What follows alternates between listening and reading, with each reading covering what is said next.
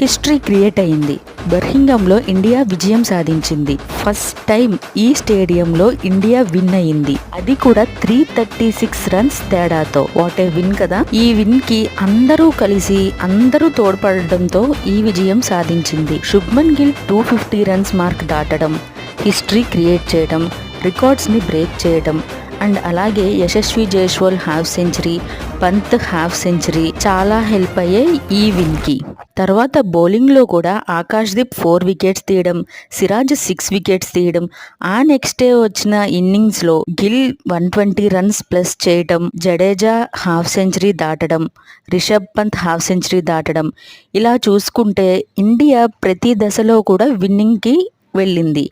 And అలాగే ఈ win ఈ స్టేడియంలో జరగడం, ఫస్ట్ టైం విన్ అవ్వడంతో ఇంకా హ్యాపీగా ఉన్నారు ఇండియన్ ఫ్యాన్స్. మీరేమంటారు? కామెంట్ సెక్షన్లో కామెంట్ చేయండి.